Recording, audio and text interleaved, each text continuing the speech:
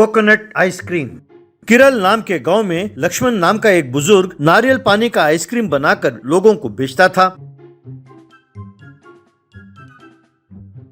क्योंकि उसका आइसक्रीम सिर्फ नारियल पानी का होता था, ज्यादा लोग उसे खाने नहीं आते।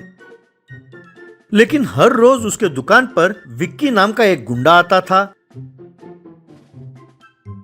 उसका आइसक्रीम मुफ्त में खाकर वहां से चला जाता था और लक्ष्मण भी उसे कुछ कहता नहीं था।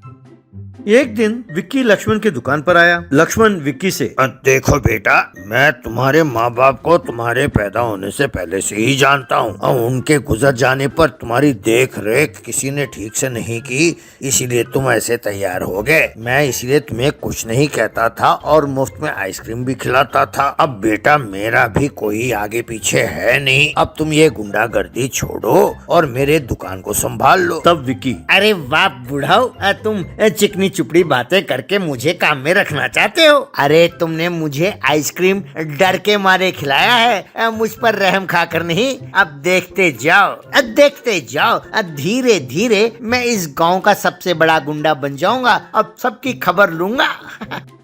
इस तरह कुछ दिनों बाद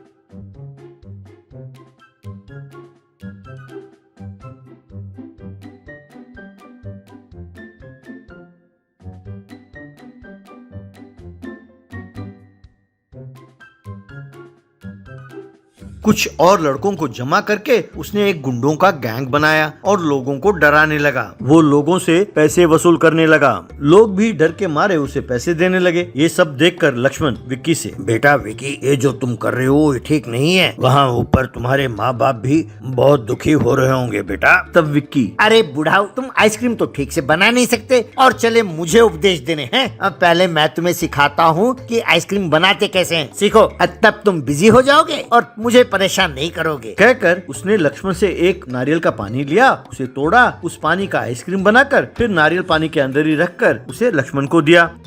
उस आइसक्रीम को देखकर लक्ष्मण, अरे वाह बेटा, कमाल का है ये आइसक्रीम तो। एक काम करो, आज से तुम ये दुकान संभाल लो।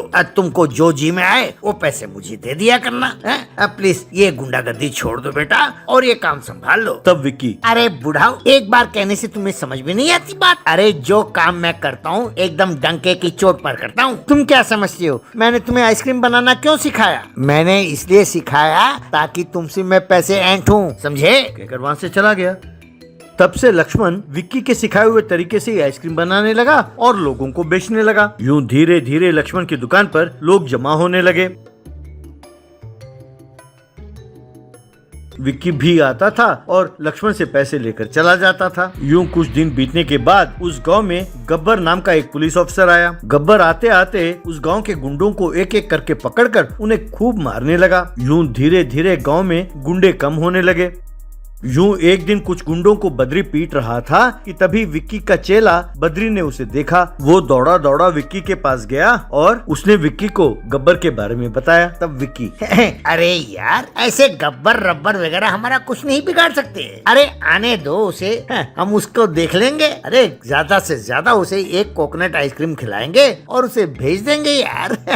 तब बद्री, अरे भैया जरा ध्यान से। अरे तुम्हें पता भी है कि पड़ोसी गांव में राठौड़ नाम का तुमसे भी बड़ा गुंडा है। इस गब्बर ने उसे गोली से उड़ा दिया। जरा ध्यान से रहना भैया।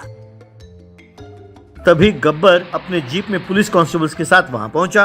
गब्बर को देखकर डर के मारे विक्की पास ही लक्ष्मण की दुकान पे चला गया और कोकोनट आइसक्रीम बनाने लगा। उसे देखकर गब्बर, सुनो, यहाँ विक्की कौन है? सुना है वो बहुत बड़ा गुंडा है, जल्दी बताओ, मैं उसे गोली मारने आया हूँ। तब विक्की, अरे सर, मैं ही विक्की हूँ। अरे मैंने गुंडागर्दी कब का छोड़ दिया सर। आप चाहें तो ये लक्ष्मण जी से पूछ लीजिए। मैं तो कोकोनट आइसक्रीम बनाकर बेचकर गुजारा करता हूँ सर। तब लक्ष्मण ने विक्की के हाँ में हाँ मिलाकर गब्बर को मनाया। गब्बर, तो ठीक है, दोबारा तुम्हें गुंडागर्दी करते हुए देखा तो डंडे नहीं पड़ेंगे, सीधा गोली मार दूंगा, समझे? कहकर वहाँ से चला गया। तब से विक्की गुंडागर्दी छोड़कर लक्ष्मण के पास कोकोनट आइसक्रीम बनाकर बेचने लगा। धीरे धीरे उनका धंधा खूब चल पड़ा।